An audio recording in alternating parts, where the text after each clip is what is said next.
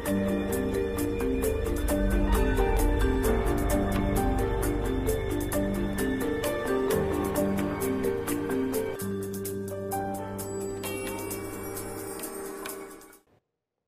and welcome to the special module on population studies. The gender dimension of human settlement as an issue of research, advocacy and urban policy has a long history. The Habitat Agenda includes various provisions on gender, and the gender dimensions of the main issues related to human settlements have been addressed, such as urban poverty, housing, land and property rights of women, water and sanitation. Gender mainstreaming and the involvement of women in local government. The response of city networks includes guidebooks and commitments to gender equality in the city, gender and climate change. While the gender and environment nexus in general has been an issue for many years, the climate change and gender nexus has only started to receive attention during the last decade. A number of publications have analyzed the various connections, in particular the differentiated impacts of climate change, the absence of women in climate policy, but also the role women could play if fully involved. This emerging topic was pushed forward by women's organizations and supported by development organizations that are familiar with the connection between gender and poverty, lack of access to energy and water, and other problems that are aggravated by the impacts of climate change. As for the vulnerability to the impacts of climate change, poverty plays a major role. Due to the living conditions of the poor, they are often more exposed to hazards and have fewer options to avoid or cope with the impacts. As according to UNDP, more than 70% of the world's poor are female. The share of women among the most vulnerable is disproportionately high. Moreover, there are additional factors indicating that vulnerability involves heavy gender differentials that need to be taken into consideration. Thus, all three linkages between climate change, gender and cities are well established and substantiated by practice and research findings. However, it has not yet been discussed how these three interlinkages work together and how cities and other players need to respond to the complexity of the whole picture.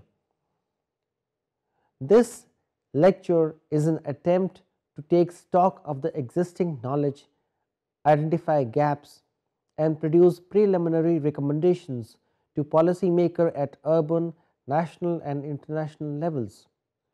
At the local level, a range of inequalities and injustices are directly apparent and tangible.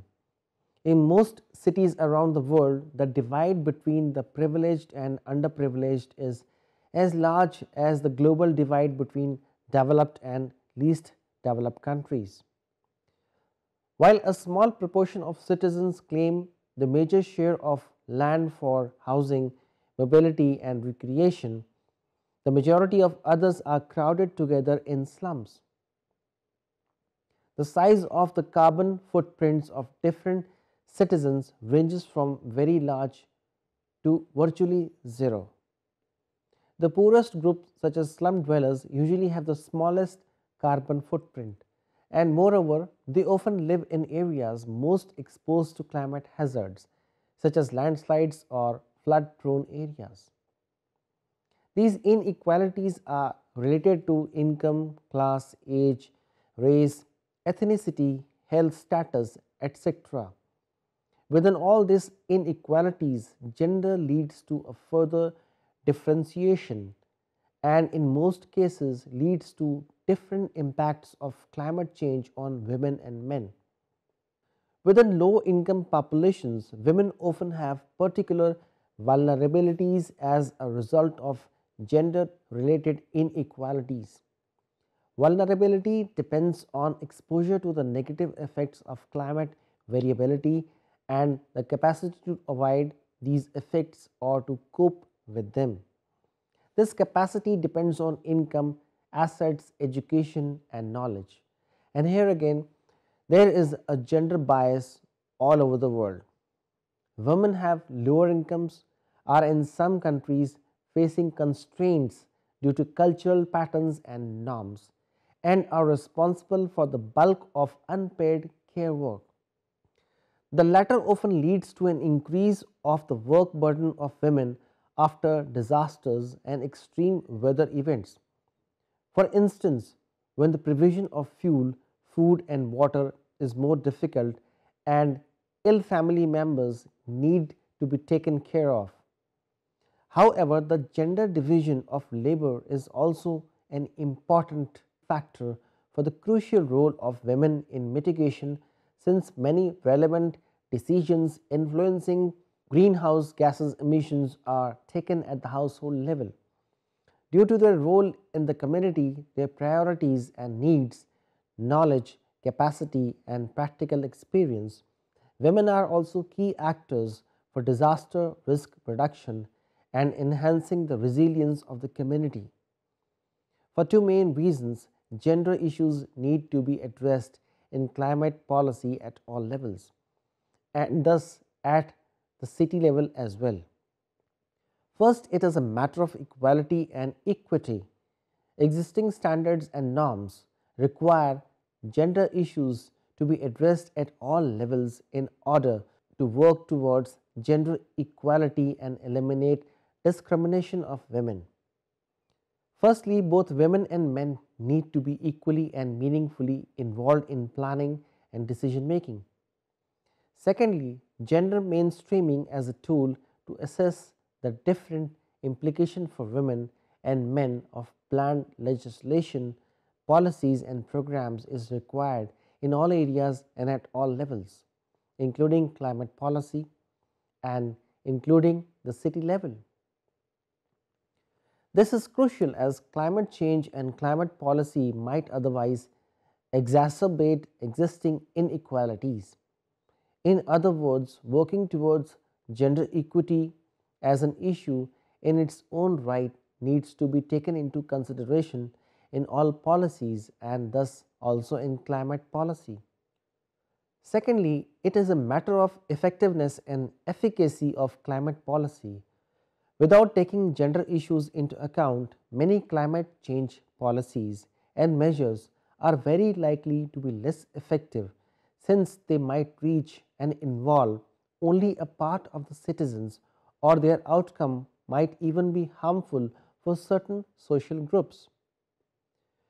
The root cause of GHG emissions is not industry and power stations, but consumption. In order to address consumption, policies need to target all relevant consumers, and therefore only inclusive and gender sensitive climate policy will be able to reach a majority of citizens. This holds particularly true for local governments, who are, as the policy level, closest to citizens, in an excellent position to influence their behavior. As for the impacts of climate change, cities and citizens are directly and immediately affected. Targeting adaptation actions at the most vulnerable groups would save more lives, reduce the number of injuries, and alleviate post-disaster problems. Improving resilience as a long-term response to climate hazard must first and foremost look at the poorest and thus weakest segment of the society, which disproportionately include women. In other words, in order to be effective, climate policy and its implementation in the various sectors such as energy transport, water management, and disaster risk reduction must respond to the needs of the citizen and their access to resources, services, and infrastructure. This response can only be effective if it takes into account differentials in the needs and opportunities of women and men due to their different roles and gender power relations. Even for the same work, women are paid less, and this gap seems to be persisting. In Australia, for example, the female to male income ratio had started to level out during 1980s, but during the 1990s the ratio fell again until it reached very low levels. Women, especially younger women, experience more unemployment than men and for a longer period of time than men. Recent data, for example, from European Commission show that women are working mainly in feminized sectors and professions and remain in lower job categories with less access to senior positions. Young women still tend to choose these female occupations while their share in engineering, manufacturing and construction jobs is less than 25%. In all the countries where time use studies are available, men spend more time of their working day in market oriented work while women spend more time than men in care work. An example, the ratio between unpaid care work and paid labor for men and women in some countries is given as below. Like in men and women, Argentina it is 0.26 and 1.39. In India it is 0.09 and 2.00. South Korea it is 0.14, 1.13. South Africa it is 0.43, 1.85. Sweden it is 0.56, 1.15. In many developing countries, water and fuel collection make up a large part of the unpaid work done primarily by women.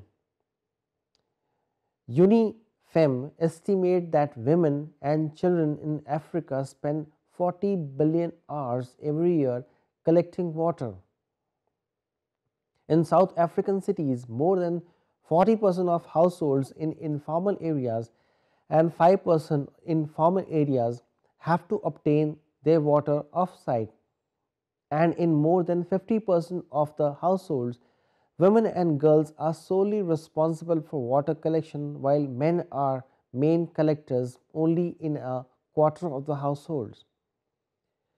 Depending on the distance of water source, water collection takes at least 40 minutes and up to 70 minutes per day.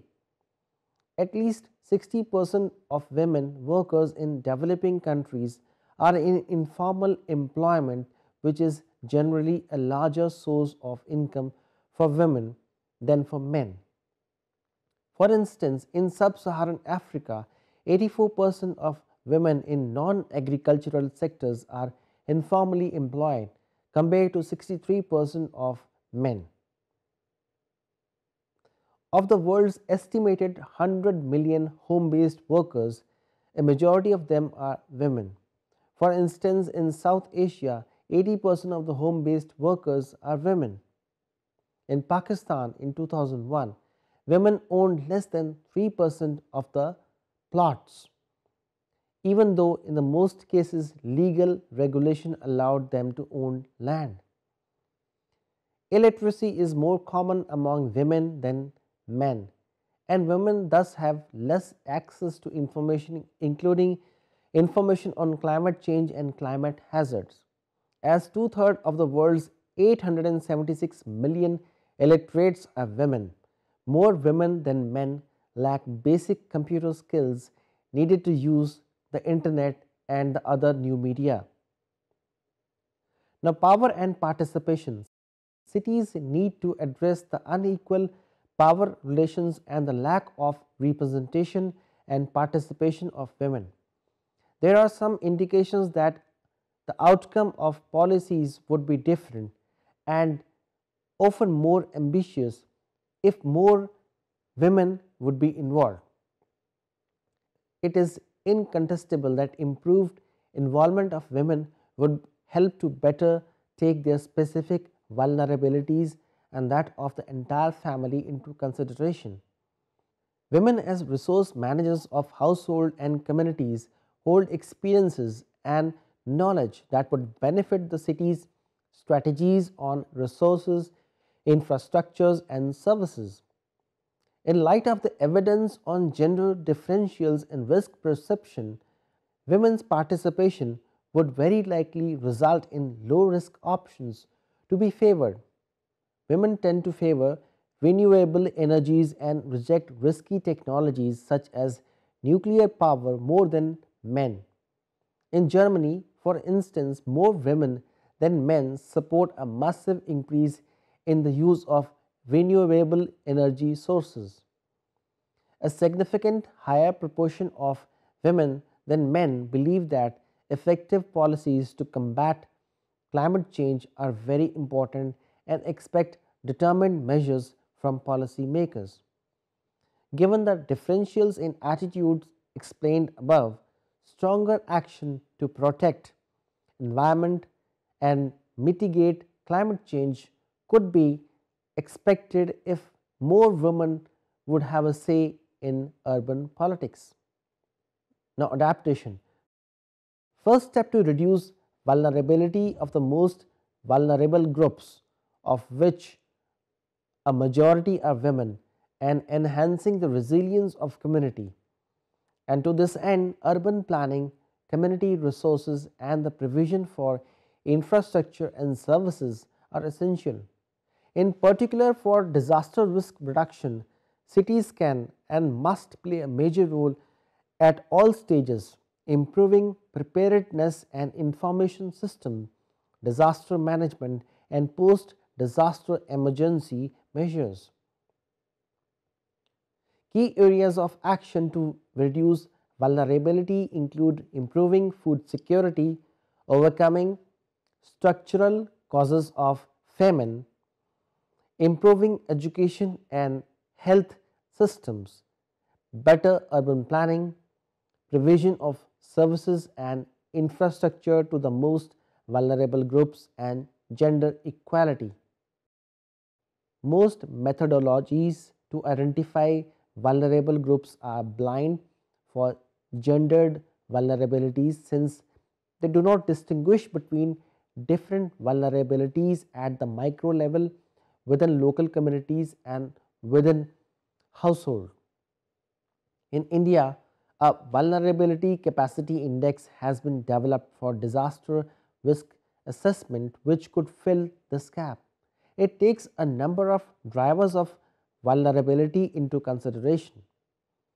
To assess material, institutional, and attitudinal vulnerability, supported by shared learning dialogues at different levels between government, communities, NGOs, and financial institutions. Now, what is the proposed approach? Cities that are just starting to address climate change should integrate gender issues from the start, following the steps explained above, which can guide cross mainstreaming of gender and climate policy in cities based on generic step by step approach adapted for the urban level. For cities that already have climate policies and programs in place, it might be more difficult to introduce gender dimension into ongoing activities. They should seek a window of opportunity, such as an evaluation and then update of the program. They can then apply tools such as gender impact assessments to identify weaknesses and regender the most urgent issues. During the implementation of programs, they should identify entry points for gender sensitive projects. For ongoing programs, they can at least start to collect sex disaggregated data, for instance, of the respondents to subsidy programs.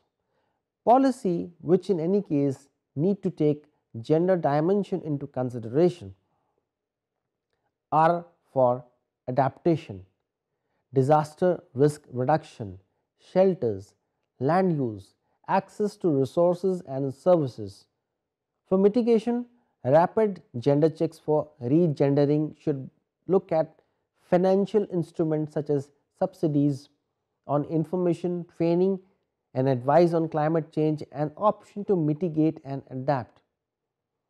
Information and materials should be gender sensitive in terms of content, language, design, and communication channels, but reproducing gender stereotypes should be avoided. As for new programs, priority in terms of gender should be put on specific measures to combine social and gender issues with climate issues, addressing poverty and marginalization, and creating an enabling environment. This could be, for instance, poverty alleviation measures that increase resilience, energetic retrofitting programs targeting the poor, and transport policies that favor non-motorized transport modes. Example of gender sensitive urban adaptation: the project Girls in Risk Reduction Leadership in Ikageng, a township of Potchefstroom in South Africa, aims to reduce the social vulnerability of marginalized adolescent girls using practical capacity building initiatives to increase individual and community resilience to disasters. Girls were trained by experts in areas such as personal and public health, fire safety, counseling, and disaster planning. This is to complement traditional but important roles of women in the community. Later on, they will work with the disaster risk reduction team to help design a plan for community to improve resilience. Women's group Guardians of the Hillside in Manizales, Colombia has done traditionally male work in order to preserve their houses and their environment on the unstable city hillsides. They work together with 90 women heads of the household. In the slum settlement Kalandhar in Delhi, India, a commercially viable water kiosk is managed by a women's community and provides safe water at affordable costs. Each household receives a user identity card, a membership number, and a set of coupons for a fixed daily quota of water per family. NGOs and a research institute had raised the women's awareness on the poor water quality and organized a community mobilization program to engage women in the planning, management, and operation of water kiosks as a community enterprise. In several slums in Tiruchirappalli district, India, women's group with guidance and funding from NGO installed drinking water facilities and individual toilets in order to address the poor sanitary conditions. The state government initiated the program and provided land, electricity, water supply, and loans to the community members. A gender sensitive community mobilization program with a focus on gender mainstreaming carried out by the women was part of the project. Now we come to the conclusion. Gender is about socially and culturally constructed roles and power relations. It is therefore not about women but about women and men. Their different concerns, needs, involvement, contributions, attitudes, and behavior. However, due to the power relations and the male bias in decision making, attention needs to be drawn to the specific situation of women which is otherwise neglected. Firstly, both women and men need to be equally and meaningfully involved in planning and decision making.